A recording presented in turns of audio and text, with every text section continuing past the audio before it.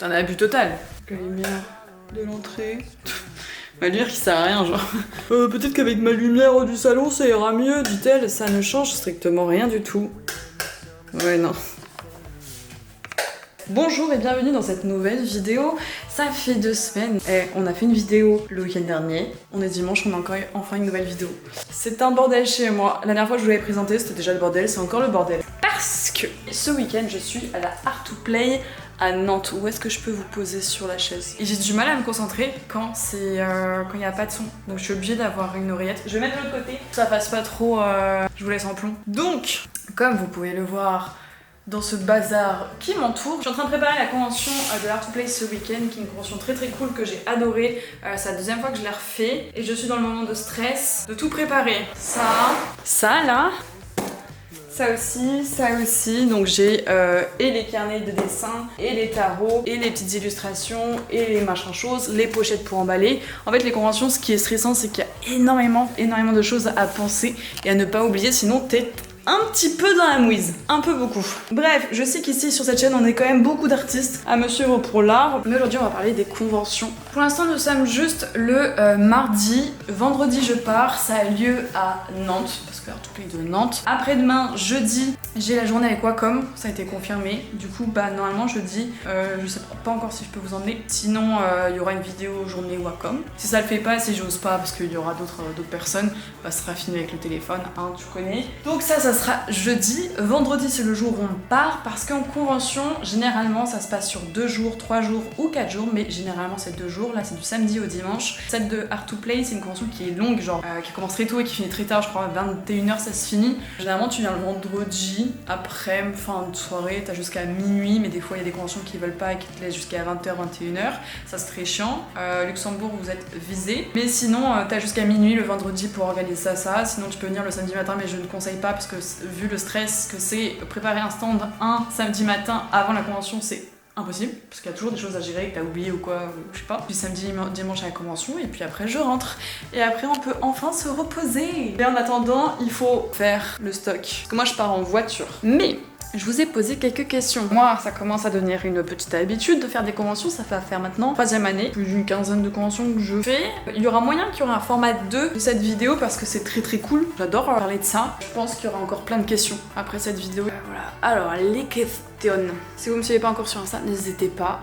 Comment s'inscrire aux conventions? Quels sont leurs prix? Alors, vous n'avez pas un seul endroit. En fait, il faut juste aller chercher toutes les conventions possibles et inimaginables. C'est vous qui vous inscrivez. Parce qu'on m'a aussi demandé si c'était moi, si on venait me chercher, si j'étais payée pour venir. Les seules conventions que je connais où tu ne payes pas, mais c'est sous concours d'art, c'est la Art2Play de Nantes, la Art2Play en Suisse. C'est les 2 conventions que j'adore. Le stand il est offert, mais en fait tu choisis pas la taille de ton stand. C'est un petit stand, pas très très grand. Là vous allez voir, normalement je vous en mènerai peut-être avec moi ce week-end, mais c'est pas très très grand comme stand. C'est quoi? C'est une table d'1m20 tout simplement. Donc moi j'ai plus l'habitude de 8 mètres carrés et tout, il faut jouer avec. C'est gratuit. Pour les autres ça dépend des conventions. Généralement pour la Japan Touch tournait autour des 600€, mais on est sur la Artist Valley parce qu'il y a plein d'options différentes. C'est très très grand en vrai comme sujet, s'inscrire à une convention.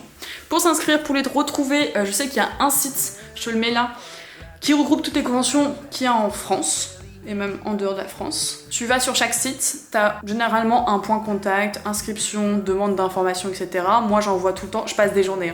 Là je viens de passer il y a une semaine je crois, pour m'inscrire aux conventions en 2024, j'ai passé 2 jours je crois à éplucher les conventions qui m'intéressent, parce qu'il faut avoir des bonnes conventions, parce que des fois les petites tu vends pas et ça sert à rien, c'est un week-end perdu.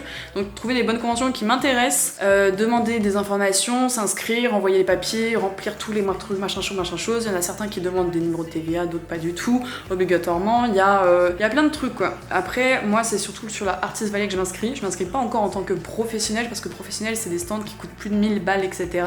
Alors que Artist Valley, généralement c'est des stands qui vont tourner autour de 300-600€, plus 500-600€ en vrai. Mais ce que je peux conseiller, ce que je faisais moi avant, c'est que on prenait un stand de 6 mètres ou 8 mètres carrés et on divisait par 2 avec une pote. Mais après, je connais plein de gens qui l'ont fait avec d'autres personnes qui connaissaient pas trop, etc.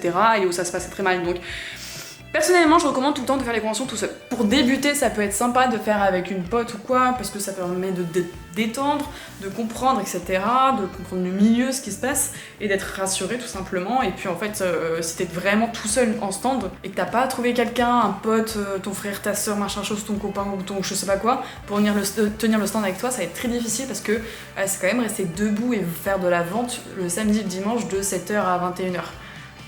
Pour certaines conventions. Je conseille quand même d'avoir tout le temps une personne qui vous accompagne parce que quand vous allez avoir envie de manger, vous allez avoir envie de faire pipi, et puis même pour surveiller le stand s'il n'y a pas de vol ou je sais pas quoi. Comment fais-tu pour quantifier les prints à amener? Ça, c'était mon boulot d'aujourd'hui. Ça, malheureusement, vous pourrez jamais savoir. Bon, je pense que vous aurez une moyenne, tu vois, mais chaque convention est extrêmement différente. Jusqu'à maintenant, j'ai aucune convention qui s'est passée de la même manière, et même certaines où tu penses que ça a cartonné, bah non. Certaines que tu penses que ça va pas cartonner, bah ça a explosé, genre l'Art to Play à Nantes l'année dernière. Les gens ont des amours à Nantes. Moi après, j'ai vraiment énormément de prints, je crois que j'ai plus de 100 prints avec des carnets, des tarots, des trucs comme ça. Donc, mes tarots, j'ai version or, version reflet, format A5 et format A4. Donc non seulement j'ai plein de prints, mais en plus j'ai plein de styles différents du même print. En vrai, qui sont parmi les moins vendus en convention, j'en ai à peu près une dizaine. Sinon, quand je sais que ça va bien partir, je prends du 20-25.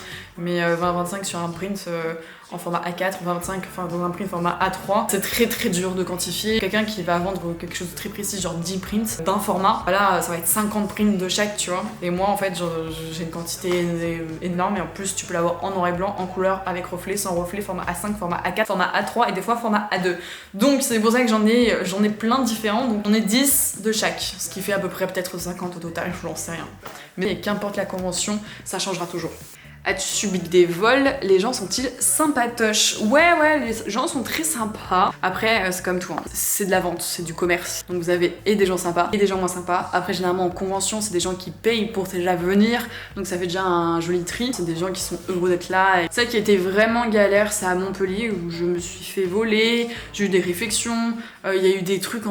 Il y avait des trucs très bizarres. Des réflexions même d'un vendeur pas très loin. Un peu extrême. La technique du billet, ça c'est pour ceux qui travaillent dans le commerce. Normalement, vous savez ce que c'est la technique du billet. C'est je t'achète un petit print à 5 € mais je te file un billet de 50. Finalement, elle te le file jamais, elle te montre juste. Et après, elle te fait croire qu'elle te l'a donné. Elle disparaît, elle dit mais si, pour donner 45 € sur le billet de 50. Elle te dit mais si, je vous ai donné le billet de 50. Donc non seulement tu lui donnes 45 € et en plus tu lui donnes 50 €. Donc c'est une technique fourbe qui existe dans le commerce et qui a aussi, et que j'ai failli avoir à Montpellier, mais où je l'ai envoyé chier. D'où le fait que je vous ai dit que c'est important d'avoir une personne avec vous. Et ouais, ça arrive de subir du vol. Après, je pense que oui, on m'a volé des cartes, on a dû me voler des trucs. Mais je trouve ça horrible en vrai de voler sur des petits artisans. Est-ce que pour tout trimballer jusqu'en convention, il faut le permis ou on peut le passer par le train? Moi, je passe par le permis. À Londres, par exemple, j'ai fait des conventions à la Comic Con. J'ai juste pris le train et j'ai tout mis dans une valise avec mes affaires et ça passait bien. Parce qu'en même temps, j'avais une table beaucoup plus petite. J'ai plein de gens qui prennent que le train. Il y a beaucoup de gens qui n'ont pas du tout le permis et qui passent absolument que en train et qui prennent une ou deux valises, énormes valises. Si vous n'avez pas le permis, vous pouvez quand même vous inscrire aux conventions, surtout qu'il y a plein de conventions à droite à gauche et généralement vous en avez tout le temps auprès de chez vous aussi. Donc en vrai, moi maintenant c'est la voiture obligée. Je sais que je me suis inscrite à des conventions en Allemagne, mais à l'autre bout de l'Allemagne. Là, je vais aller en train. Parce que normalement, je vais peut-être avec Lizzie, donc soit on se fait un road trip, soit on prend le train. Un petit road trip en Allemagne avec Lizzie, ça peut être sympa. Est-ce que ça te dérange si on prend une photo avec toi? Attendez, je vais même la péter 2 secondes. Oui, ça arrive qu'on me demande des selfies et de signer des élus, ça me dérange pas. Vous flattez mon ego.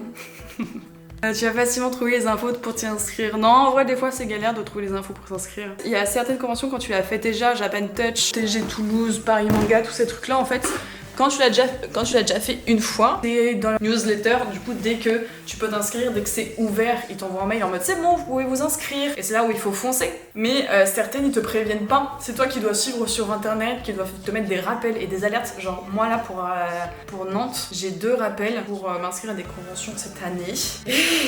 Est-ce que tu penses que tous les artistes peuvent avoir leur place ou plutôt des univers précis? Au début, je pensais que tous les artistes allaient avoir sa place en convention, mais quand je vois d'autres amis qui des fois ont des univers assez loin, par exemple, moi je parle des conventions Paris Manga, Japan Touch, Art to Play, etc. C'est des conventions qui tournent autour du Japon et du manga.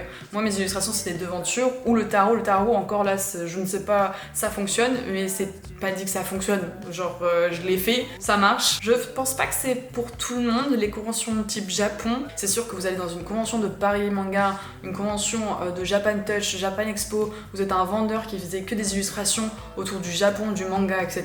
Vous cartonnez parce que là, vous avez le public. Mais sinon, pour les gens qui sont moins axés Japon, manga, jeux vidéo, il y a les conventions que moi je n'ai pas encore fait, mais tout ce qui est le marché de Noël qui fonctionne, les ateliers de créateurs, moi j'en ai pas encore fait, mais je sais qu'à Paris aussi il y a des ventes dans des magasins, il y a aussi des événements faits par des artistes dans leurs locaux pour vendre et tout, il y a des marchés d'artistes. Je préfère vraiment moi me fixer juste les conventions parce que j'ai trouvé un peu le public, que ça fonctionne extrêmement bien, que c'est en plus une atmosphère que j'aime bien les conventions. En vrai, tu manges bien, tu bois bien, t'es en convention avec des gens que tu kiffes, donc c'est cool les conventions. Comment tu imprimes tes prints en si bonne qualité? Je vois une Canon Vecto du fichier résolution. Alors, ce n'est pas une Canon, mais une Epson.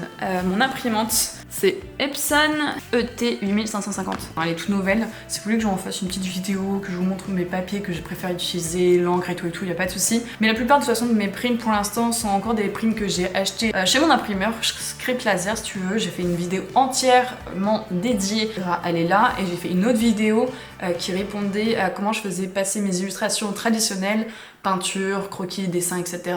en print. Donc voilà. Est-ce que tu dois payer pour participer à une convention où on t'invite? En fait, il y a un peu cette petite guéguerre d'influenceurs, manga, il y a beaucoup de youtubeurs, etc. qui eux sont invités et qui même des fois ont un stand gratuit et en échange de monter sur scène, faire un événement, etc. Nous en tant qu'artistes, on n'est pas encore invités, alors que des fois on est beaucoup plus connus que certains invités. On aura plus de followers, etc. Mais nous, on paye toujours notre place. Je connais quelques personnes, eux, c'est parce qu'ils ont des contacts privilégiés avec des créateurs d'événements qui réussissent à avoir et la place gratuite, à être invités. Est-ce qu'un jour je serai invitée à une convention? C'est un peu un goal en vrai d'être invitée à une convention. On verra si ça m'arrive un jour d'être invitée.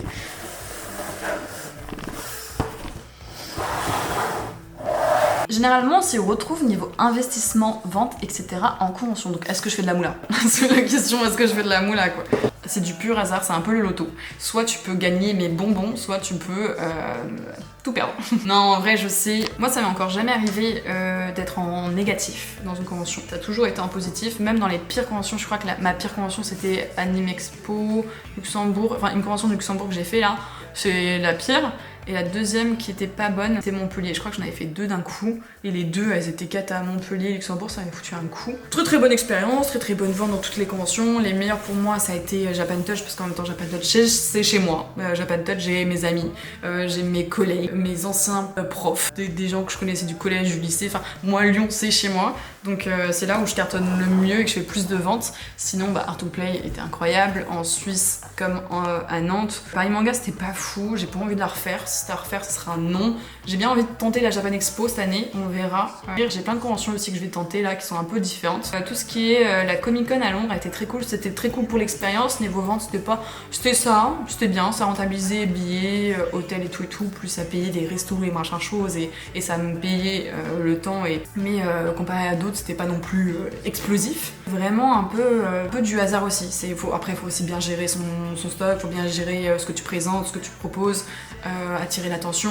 Ça dépend de plein de paramètres, mais ça peut exploser, tout comme se casser la gueule, et des fois t'as pas de raison, réellement pas de raison, juste le public n'est pas derrière ce que tu fais ou autre. C'est comme tout, va falloir travailler, se remettre en question, changer des choses, changer plein de paramètres tout le temps, se renouveler, voir pourquoi ça fonctionne chez l'autre et pas chez toi. Et moi ça me passionne de travailler sur ça. J'adore faire ça sur YouTube, j'adore faire ça sur Insta, dans les réels, dans ce que je propose, dans mes illustrations, et en convention c'est encore mieux parce que c'est en direct, tu vois directement. Si tu poses ça là, ça attire plus d'attention, si tu poses ça là, ça attire un petit peu moins à ça, et enfin ça c'est trop bien. Et pourquoi ça marche mieux là à côté? C'est tous ces trucs là que j'adore faire en convention. C'est vraiment un jeu, en fait c'est un jeu vidéo les conventions. Le meilleur conseil que tu donnerais pour une personne qui débute sa première convention? J'adore ça. J'ai encore 10 000 choses dans ma tête à vous donner et à vous faire, tout comme des listes. Moi, des checklists de trucs à pas oublier, des choses que je fais qui ont changé. Je pense qu'on va faire une deuxième partie de cette vidéo parce que là, en fait, je dois courir après le temps avec des documents et tout que je vous passe à imprimer ou autre pour préparer une convention et ne rien oublier. Pas viser trop grand, je pense que le mieux c'est prendre une table, soit vous prenez un 6 mètres mais vous divisez à deux. Directement avoir un sum up je pense parce que le sum up c'est pas très cher à avoir, de moins en moins de personnes qui payent par liquide. Donc le sum up personnellement je le recommande bien. Donner un petit univers sur votre table, un truc propre, pas recopier ce que font tout le monde, tout ce qui est gris, blanc, même moi des fois je l'ai parce que c'est utile, c'est les mêmes fleurs, les mêmes grilles, le même drap. Changez un peu d'univers, faites quelque chose qui attire l'attention. Les draps sont généralement noirs en fait en convention, donc prenez un drap différent. Faites un univers qui donne envie de venir, qui fait pas trop cheap et qui en même temps n'est pas comme copier-coller parce que c'est comme tout, hein, c'est comme dans l'art ou autre, où il y a beaucoup de stands qui se ressemblent ou qui prennent exactement la même chose ou qui vont pas chercher. Essayez de trouver le petit truc qui fait la différence sur votre stand. Tout simplement aller sur Pinterest, regardez des stands qui vous donnent envie, qu'est-ce que vous trouvez cool et inspirez-vous de cette idée. Vaut mieux en avoir trop de stock aussi que pas assez. Niveau stock, je peux pas vous aider du tout parce que comme vous avez entendu au début, même moi le stock change à chaque convention. Restez debout, restez debout du matin au soir. Ce serait très fatigant, ça casse le dos, ça... Après, il faut savoir que les conventions, j'ai jamais vécu quelque chose d'aussi fatigant de toute ma vie que des conventions. Des conventions, c'est épuisant, ératant. Il n'y a rien qui m'a le plus éclaté qu'une convention. Quand tu vends tout le week-end et que tu vois plein de gens et qu'en fait tu parles à plein de gens et tu vois plein de têtes. Et en fait au point où tu vois tellement de têtes que tu oublies que t'as déjà vu cette personne ou autre. Par contre, ce qui est trop bien, c'est que ça va vous débloquer quelque chose qui est le lâcher prise. Tout comme quand j'ai commencé Twitch, au début j'avais du mal à lâcher prise, j'avais du mal à me dire putain, à lâcher prise sur ce que les gens peuvent penser de moi, qu'est-ce qu'ils disent, ça se trouve quand ils sont passés sur mon live, ils m'ont pas aimé, ils m'ont trouvé comme ça. Et plus tu streams, plus tu t'apprends à t'en foutre du regard et t'en foutre que des gens ne t'aiment pas. En convention, ça va être la même chose. Au début, t'as un peu peur des personnes avec qui tu vas parler, est-ce que t'as bien parlé, est-ce que t'as été assez gentil, assez machin chose. Tant que vous souriez et que vous êtes gentil et que vous parlez en souriant, évidemment que vous êtes gentil. Là, c'est parole d'une meuf angoissée qui panique à l'idée de parler avec des gens qu'elle ne connaît pas, qui fait des conventions. Et ça m'a débloqué, vraiment beaucoup. Maintenant, je rentre dans des bars, dans des restos, dans des cafés en première. Si je ne sais pas, je pose des questions. Enfin voilà. Maintenant, je n'ai plus peur du contact avec les personnes que je ne connais pas grâce aux conventions. Parce qu'en convention, en fait, c'est que 2, 3, 4 jours où vous voyez 100, 200, 300 personnes, vous parlez à 500 personnes. Et voilà. Et puis après le soir, bah, vous n'avez pas vos souvenirs de tout le monde et c'est normal. Et la personne, quand tu vas sortir, bah, ça sera la même chose. Quand tu vas commander ton café, elle va pas se souvenir de toi le soir. Alors que tu auras l'impression d'être la personne la plus importante dans sa journée. Pas du tout. J'ai pris confiance en moi parce que non seulement tu parles à beaucoup de gens, mais aussi tu reçois beaucoup d'amour en convention. Moi j'adore ça. Ça flatte mon ego parce que ça flatte mon ego parce qu'il y a juste plein de gens qui viennent te voir et qui te donnent de l'amour et ça c'est trop bien. Et en plus de ça, bah tu fais des ventes, tu vois un peu le fin mot de tout ce que tu fais sur internet. Tu vois des vraies personnes derrière toi, tu vois des vraies ventes et des vraies personnes partir avec ton print parce que moi quand je prépare des commandes, je vois pas en fait arriver chez vous le déballage etc. J'ai pas de retour alors qu'en convention bah c'est direct, c'est en mode ah je veux ça, il est trop beau et voilà quoi, c'est plein d'amour. Puis bref, c'est que du bonheur. Mais c'est aussi très frustrant parce que quand ça fonctionne pas, tu remets toute ta vie en question. Comme quand une vidéo marche pas, un post marche pas, bah c'est la même en convention, sauf que là c'est encore plus violent. Si tu te prends des réflexions, des regards, ça arrive. T'apprends à ce que ça passe au-dessus. Mon tarot en auto-édition, je le vendais à 110, 112 euros sur le site et je le vendais en convention à 99 euros parce que c'était impossible de vendre un tarot à plus de 100 euros. Enfin, mettre 100 euros en une convention. Déjà à 99 euros, je me prenais des réflexions. Je le baissais à 99 euros parce que je me dis que la personne a déjà payé 20-25 euros de billets pour venir à la convention une fois. En fait c'était juste voilà, ils vendaient mais de ouf, c'est le truc qu'ils vendaient le plus sur mon stand alors qu'il était à 99 euros. C'était un truc de fou, mais du coup c'était marrant à contrario d'avoir des gens qui venaient et qui disaient ah what the fuck 99 euros pour ça et il y en avait vraiment qui venaient en groupe, qui se foutaient de la gueule du tarot et qui partaient. Ça arrivait un moment à la Paris Manga, j'étais de l'autre côté de mon stand en train de remettre tout au propre et tout, il y a une meuf avec son copain qui arrive ah c'est le tarot trop cher là, sauf qu'elle avait pas capté que c'était moi à côté d'elle, la vendeuse. Et je regarde, je lui ai dit ouais le tarot trop cher mais qui est là actuellement en sold out parce qu'il a été entièrement vendu en convention. Elle s'est rendu compte de sa bêtise parce que la vendeuse, moi, était juste à côté. Elle dit ah oui, mais c'est parce que c'était du freelance, c'est ça. Oui, et après je lui énumère tout pourquoi ça coûte cher, parce que mon tarot, ok, il coûte cher, mais putain, il y a une raison, il coûte 50 euros à produire, ok. Ouais, des fois ça te pique, t'as envie de répondre, t'as envie de le lancer, mais en vrai, quand tu vois que tout fonctionne bien, quand tu fais des conventions de fou, et que vraiment le pourcentage des gens qui vont se moquer de ce que tu vends, qui vont avoir des remarques, généralement ils sont que 1 par convention ou 2 par rapport à 500 personnes qui sont adorables. Et vraiment bizarrement, quand c'est une personne face à toi, ça me fait rien. Qu'une personne qui va venir des fois commenter sur YouTube, commenter sur Insta ou autre, ça va des fois me blesser. À l'époque, oui. Maintenant, comme je dis, j'ai pris confiance en moi, donc voilà. À l'époque, ça me blessait plus les commentaires sur internet que les gens face à moi. Donc c'est cool les conventions. Si vous comptez en faire, n'hésitez pas à me le dire. J'ai hâte de vous voir là-bas et j'ai hâte de vous ressortir la deuxième vidéo. Moi je vous laisse là, je vais aller manger. En vrai je suis heureuse vraiment de vous retrouver sur YouTube et j'aime bien ce qui se passe sur YouTube. D'ailleurs j'en profite si tu veux me voir dans une convention, si t'as une convention à me partager. Normalement je suis inscrite sur plein cette année, donc je suis bon. Mais si t'as une convention à noter, n'hésite pas à me la donner. Moi j'ai plus de batterie, j'ai plus de carte SD. Je vous fais des gros poutous, c'était Kaï. N'hésitez pas à me suivre sur les réseaux si vous kiffez et puis à me demander si vous voulez la nouvelle vidéo numéro 2. Votez 2 pour Kaevan à la Star Academy. Putain, j'ai loupé la Starac, fait chier. Allez, des bisous les amis. You keep changing up your mind, like spin the bottle.